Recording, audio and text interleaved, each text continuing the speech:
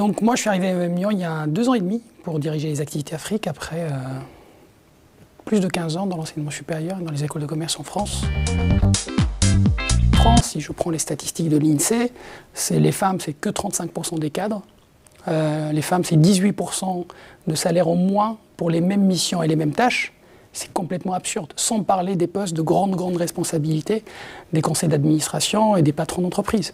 Systématiquement, on voit que la place de la femme dans les postes de responsabilité et dans la vie de l'entreprise d'une façon générale, c'est un sujet qui est assez important et auquel j'ai essayé effectivement de consacrer tous mes travaux de recherche des dernières années.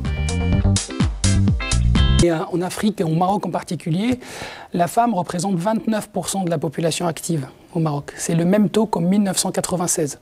Ça n'a pas bougé de 1%. Et c'est là où on se dit, comment on peut, nous, EM Lyon, en arrivant dans un contexte comme celui-là, où si le Maroc souhaite aller chercher le taux de croissance à 2 chiffres qu'il espère, ce n'est pas avec cette participation très faible de la femme dans la vie économique du pays qu'ils iront chercher cette croissance économique. Donc comment on y participe, nous, en tant qu'institution?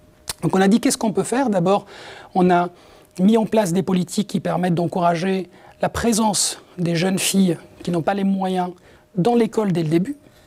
Et donc on a consacré un certain nombre de bourses, gratuité totale des frais de scolarité, plus un accompagnement qu'on a monté avec notamment le club EM Lyon au féminin, parce qu'on a constaté qu'il ne suffit pas de leur donner une gratuité et un accès à l'enseignement, il faut aussi les accompagner de façon à ce qu'elles puissent avoir les mêmes chances que d'autres, les mêmes stages, la capacité aussi d'interagir et d'aller à l'international et d'interagir et d'être dans des entreprises qui leur permettent de forger un caractère qui demain leur permet aussi de s'affirmer dans un milieu très masculin, encore plus d'ailleurs au Maroc qu'en France. Et donc on a fait cet accompagnement-là en plus de les bourses qu'on a données. Il faut vraiment qu'il y ait un travail d'ingénierie pédagogique et un travail sur ces dimensions-là qui doit être renforcé au niveau de l'accompagnement qu'on fait en dehors des programmes. Parce que ce que viennent chercher les étudiants et les apprenants d'une façon générale, ce n'est pas uniquement des enseignements dans des salles de classe, c'est un service global, c'est une expérience apprenante.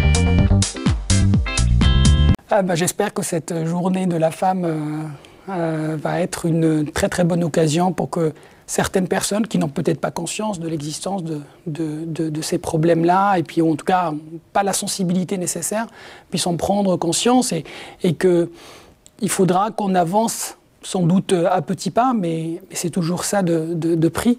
Et il faut que l'ensemble des acteurs de la société puissent contribuer à cela, y compris les acteurs de l'éducation, et bien en amont l'enseignement supérieur.